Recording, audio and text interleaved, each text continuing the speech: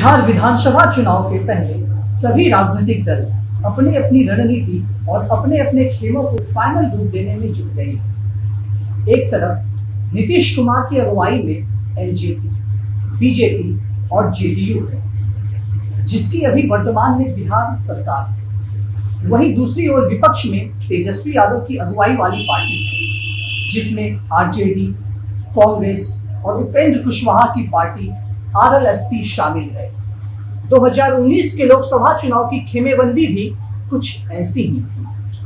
इसके अलावा जीतन राम मांझी की पार्टी हम, मुकेश साहनी की विकासशील इंसान पार्टी, शरद यादव की लोकतांत्रिक जनता दल पार्टी और साथ ही साथ बहुत सारे छोटे छोटे दल इन्हीं खेमों में मिले हुए हैं। यूं तो लोकसभा और विधानसभा चुनाव के पूरी तरीके से अलग अलग होते हैं, लेकिन बिहार के 2019 के लोकसभा चुनाव में जो पार्टी जिस खेमे में थी, विधानसभा चुनाव में वह पार्टी उसी खेमे में। अगर बिहार में 2019 लोकसभा चुनाव जैसी ही वोटिंग हुई, तो इस बार बिहार में विधानसभा की वोटिंग क्या होगी, आइए इस पर नजर डालते हैं। पिछले साल जो लोकसभा चुनाव हुए, उसमें बिहार के 40 लोकसभा सीटों पर एनडीए ने 39 सीटों पर बढ़त हासिल की, जबकि इन्हें 53.25% वोट प्राप्त हुआ, यानी एनडीए के खाते में चला गया। यूपीए को वोट तो मिले मात्र 30.65%, उसके खाते में लोकसभा की सीट मात्र एक आई थी। एनडीए की तरफ से बीजेपी को 17, जेडीयू को 16, एनजेपी को 6 सीटों पर जीत हासिल हुई थी। यूपीए के तरफ से कांग्रेस को केवल 1 सीट मिली थी, जबकि आरजेडी का खाता भी नहीं खुला था। अगर लोकसभा चुनाव के इन्हीं नतीजों को विधानसभा सीटों के आधार पर बांटा जाए, तो तस्वीर कुछ ऐसी दिखती। बिहार विधानसभा में कुल 243 सीटें हैं।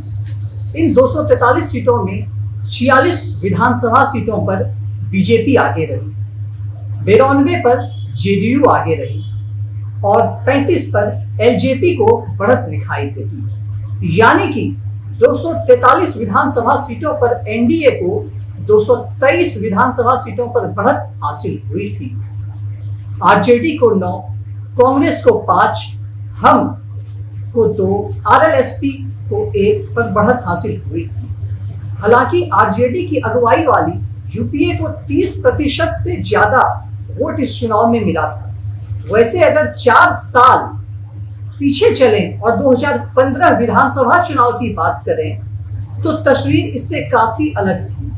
नीतीश कुमार की जेडीयू, लालू यादव की आरजेडी और कांग्रेस ने एक साथ मिलकर चुनाव लड़ा था, जबकि बीजेपी चुनाव अकेले लड़ी थी। इस चुनाव में महागठबंधन को भारी जीत हासिल हुई थी और बीजेपी को करारी हार हुई थी। लेकिन इसके बाद तस्वीर बिल्कुल बदल गई। भाजपा और नीतीश कुमार की जेडीयू ने गठबंधन किया, पुरानी दोस्ती इनकी फिर से वापस आ गई और इसके बाद ही इन दोनों ने मिलकर चुनाव लड़ा था। और मैं आपको बताना चाह रहा हूं कि जिस समय भाजपा चुनाव अकेले लड़ी थी विधानसभा में, उस समय इसको महज 53 सीटों पर ही संतोष करना पड़ा था। इस बार विधानसभा चुनाव की तस्वीर कुछ बदलने वाली है। सबसे प्रमुख बातें इस बार जो होगी वो लालू प्रसाद पर होगी कि लालू प्रसाद यादव क्या चुनाव प्रचार कर सकेंगे, क्योंकि लालू प्रसाद यादव इस बार रांची जेल में बंद हैं और रांची जेल में उन्होंने बेल के लिए पिटीशन दायर कर दिया है। देखना यह है कि जज का क्या फैसला आता है। क्या वह लालू यादव को बेल को मानेंगे या उसको खारिज कर देंगे। यदि लालू यादव की बेल मान ली जाती है, तो लालू यादव बाहर निकल करके तेजस्वी यादव यानी आरजेडी का पूर्ण समर्थन करेंगे और लालू यादव का करिश्माई चेहरा बिहार में बहुत ज्यादा है। इस कारण से कहीं ना कहीं भाजपा और जेडीयू पर इसका असर देखने को मिल रहा है। वहीं यदि बात की जाए तो प्रशांत भूषण इस बार सक्रिय हैं। नीतीश कुमार से अलग होकर शरद यादव ने महागठबंधन में शामिल हो गए। असदुद्दीन ओवैसी की पार्टी AIMIM बिहार में कई सीटों पर चुनाव लड़ने वाली है और सबसे बड़ी बात है कि वह इस बार चुनावी गणित को बदलने की तैयारी में जुटे हुए हैं। मुजफ्फरपुर से निषाद समुदाय के मुकेश साहनी का यूपीए के तरफ जाना लगभग तय माना जा रहा है। मुद्दे तो बहुत सारे हैं जो चुनाव के नतीजों पर असर डाल सकते हैं। इनमें से एक बड़ा मुद्दा होगा कि लॉकडाउन की वजह से जो प्रवासी मजदूर बिहार आए हैं, क्या नीतीश सरकार उनको रोजगार मुहैया करा पाई है? क्योंकि विपक्ष के द्वारा अक्सर इस बात को उठाया जा रहा है कि लॉकडाउन की वजह से प्रवासी करीब 25 लाख प्रवासी मजदूर जो बिहार वापस आए हैं, इनकी अभी तक समुचित व्यवस्था नहीं की गई है। इसके अलावा कोसी बेल्ट से बाढ़ के खतरे का मुद्दा काफी ज्यादा है और सबसे बड़ी बात यह है कि 4 लाख नियोजित शिक्षकों का मुद्दा भी विपक्ष के द्वारा काफी ज्यादा उठाया जा रहा है। तो रोजगार की समस्या लॉकडाउन की वजह से जो उत्पन्न हुई है, यह विपक्ष के पास एक प्रमुख चुनावी मुद्दा है। कोरोना के इस संकट काल में आरजेडी और एलजेपी दोनों ही पार्टियां चुनाव टालने के पक्ष में दिख रही है, जबकि बीजेपी और जेडीयू चाहते हैं कि चुनाव सही वक्त पर और अपने तय समय पर किया जाए। तो चुनाव आयोग ने तमाम दलों को बुला करके उनके साथ बैठक किया और यह कहा कि इस पर निर्णय सितंबर में दिया जाएगा।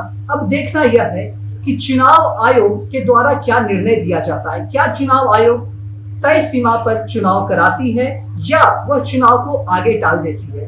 यूं तो विधानसभा चुनाव लोकसभा चुनाव से बिल्कुल इतर रहता है और खास करके बिहार में विधानसभा चुनाव पूर्णतः जातिवाद पर निर्भर करती है। भारत के 2 ऐसे प्रदेश हैं जहां पर जातिवादी चुनाव होती है, बिहार और उत्तर प्रदेश।